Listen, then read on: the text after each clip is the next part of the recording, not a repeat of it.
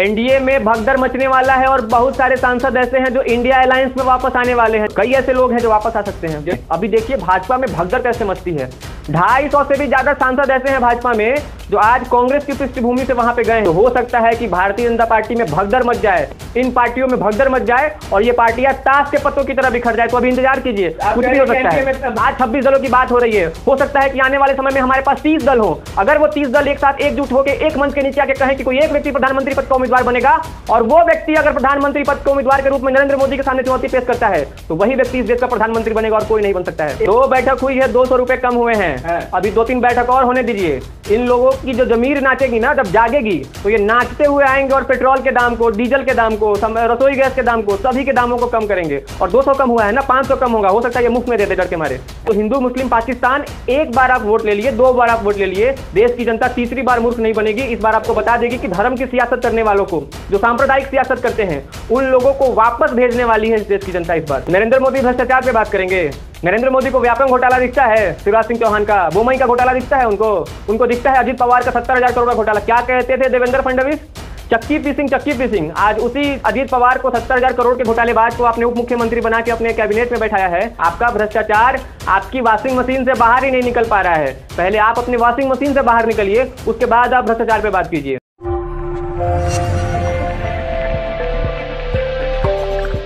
देखिए, जहां तक बात इंडिया अलायंस की है, जिस दिन घोषणा हुई थी कि इस गठबंधन का नाम इंडिया होगा, उसी दिन के बाद से एनडीए गठबंधन तो छोड़ दीजिए, केवल भारतीय जनता पार्टी की बात कीजिए। जो लोग कहते थे मोदी नहीं तो कौन, जो लोग कहते थे मोदी ही सब कुछ है, जो लोग पूछते थे मोदी नहीं तो कौन बनेगा प्रधानमंत्री, उनके सामने आज भारत के लोग, हम भारत के लोग, इंडिया अलायंस मजबूती से खड़ा हो चुका है और उनको मजबूर कर दिया है कि वो कभी जो कहते थे शेर अकेला है, वो 38 दलों को जोड़ रहे हैं। जो कहते थे मोदी अकेला आएगा, उन लोगों को जरूरत पड़ रही है एनडीए गठबंधन बनाने की। और एनडीए की देखा गया, सबसे पहली बार देखा गया कि एनडीए गठबंधन जो है अपनी मीटिंग कर रहा है बुला के अपने सांसदों की और सभी अन्य दल के नेताओं को। एनडीए में छोटे छोटे दलों का सम्मान कर रहे हैं ना।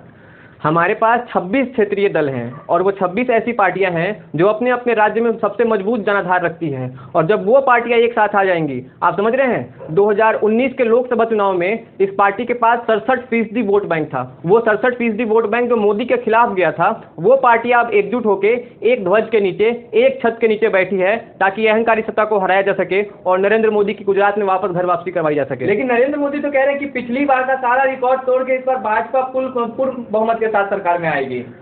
देखिए, एक छोटा सा एग्जांपल देना चाहता हूँ। 1975 में पहला वर्ल्ड कप हुआ था, फिर 1979 में हुआ। वो 2 वर्ल्ड कप जो हुआ था ना, उसमें वेस्ट इंडीज ने जीत हासिल की थी। जब 1983 का वर्ल्ड कप हुआ तो एक टीम आई थी कपिल देव की कप्तानी में, इंडिया। उस टीम के बारे में कहा जा रहा था कि ये तो जीतनी नहीं पाएगी, ये लीग राउंड के बाहर ही वापस हो जाएगी। लेकिन बाद में जब आंकड़े आए, जब रिजल्ट आया, जब मैच हुआ, फाइनल मैच में क्या हुआ, इंडिया ने वर्ल्ड कप जीता, इंडिया वहां जीत गया। तो जब इंडिया की टीम, इंडिया के लोग, इंडिया जब जज्बे के साथ, हिम्मत के साथ लड़ता है तो वो हारता नहीं, वो जीतता है। तो यही एग्जाम्पल सेट करने जा रहा है 2024 में भी। नरेंद्र मोदी तो कह रहे हैं कि सारे भ्रष्टाचारी एक मंच पे आ रहे हैं। नरेंद्र मोदी भ्रष्टाचार पे बात करेंगे।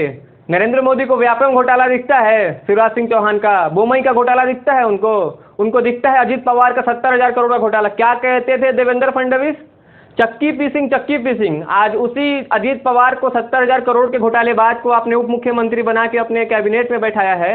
आप किस भ्रष्टाचार की बात करते हैं? आपका भ्रष्टाचार कहाँ चला जाता है जब सुशील मोदी की बात आती है? सृजन घोटाले पे आपने कब बोला है? आपका भ्रष्टाचार आपकी वॉशिंग मशीन से बाहर ही नहीं निकल पा रहा है। पहले आप अपनी वॉशिंग मशीन से बाहर निकलिए, उसके बाद आप भ्रष्टाचार पे बात कीजिए। लेकिन अमित शाह तो कह रहे हैं ना कि नरेंद्र मोदी भाजपा जो है गरीबों के मसीहा हैं। क्या किया है गरीबों के लिए नरेंद्र मोदी ने? कोई एक कार्यक्रम बताएं जो नरेंद्र मोदी ने गरीबों के लिए किया हो। आप मनरेगा जैसी कोई योजना नहीं चलवा पाए। जिस मनरेगा को आपने लोकसभा में गाली दी, हंसी उड़ाई, मजाक उड़ाया, आपके सांसदों ने ताली पीटी, उसी मनरेगा के आधार पर जब इस देश में लॉकडाउन लगा, जब इस देश के व्यवसायी जो मजदूर थे, प्रवासी मजदूर थे, वो अपने घर को लौटे और जब उनको रोजगार की आवश्यकता थी, जब उनके दिनचर्या को पूरा करने के लिए पैसों की जरूरत थी, तो यही मनरेगा जो है उनका आधार बना, जनाधार बना। और आप कह रहे हैं कि मजदूरों, गरीबों की आप आवाज बन रहे हैं। नहीं बन रहे हैं, आप मनरेगा को ढो रहे हैं और इसके अलावा आपने कुछ किया ही नहीं है। मोदी जी ने राम मंदिर बनवा दिए, काफी नहीं है? राम मंदिर के नाम पे कहाँ वोट लेंगे? तमिलनाडु में, गुजरात में? केरला में कहाँ वोट लेंगे? गोबर पट्टी के राज्य जो है बिहार और उत्तर प्रदेश के अलावा राम मंदिर का मुद्दा कहाँ पे है? और वो भी मुद्दा आपने 1990 से ढोया है।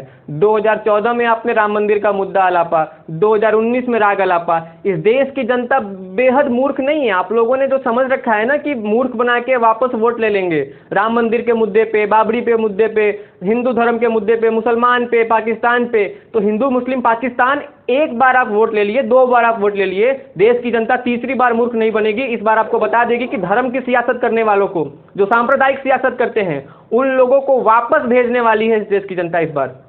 तो क्या लगता है ये इंडिया गठबंधन की ओर से कौन चेहरा होगा विपक्ष का? सभी चेहरे हैं। तमिलनाडु में देखिए स्टालिन चेहरे हैं, बिहार में नीतीश जी चेहरे हैं, उत्तर प्रदेश में जाइएगा तो अखिलेश जी चेहरे हैं, वेस्ट बंगाल में जाइएगा तो ममता बनर्जी चेहरा है, दिल्ली में आइएगा तो अरविंद केजरीवाल चेहरा है, पंजाब में जाइए तो भगवंत सिंह मान चेहरा है। आप किस राज्य की बात कर रहे हैं? कैसे प्रतिनिधित्व की बात कर रहे हैं? हमारे यहाँ की संसदीय प्रणाली में संसद द्वारा चुने गए नेता को प्रधानमंत्री बनाया जाता है। तो जो व्यक्ति चुन के आएगा उसको देश का प्रधानमंत्री बनाया जाएगा।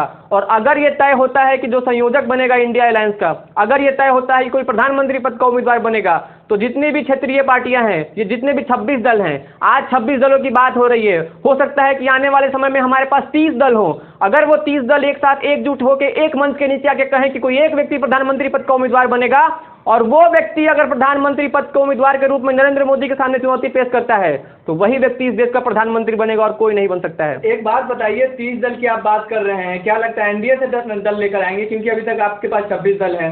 अभी तक बहुत सी ऐसी पार्टियां हैं जो कहीं नहीं है, ना एनडीए में है ना एनडीए में है।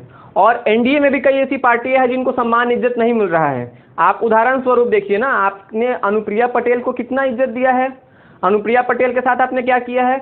और इसके अलावा जो अकाली दल है, अकाली दल तो आपसे अलग हो चुका है। इसके अलावा बहुजन समाज पार्टी है, बहुत सारी ऐसी पार्टियां हैं, नवीन पटनायक, बीजू पटनायक की पार्टी है, इसके अलावा बीआरएस है जो कहीं नहीं है। तो ऐसी पार्टियां हैं जो अभी भी अपने विकल्प को तलाश रही है। मौजूदा हालात में जिस प्रकार से देश की सियासत चल रही है, अभी तो समय बाकी है ना चुनाव में। अभी देखिए भाजपा में भगदड़ कैसे मचती है। 250 से भी ज्यादा सांसद ऐसे हैं भाजपा में जो आज कांग्रेस की पृष्ठभूमि से वहां पे गए हैं।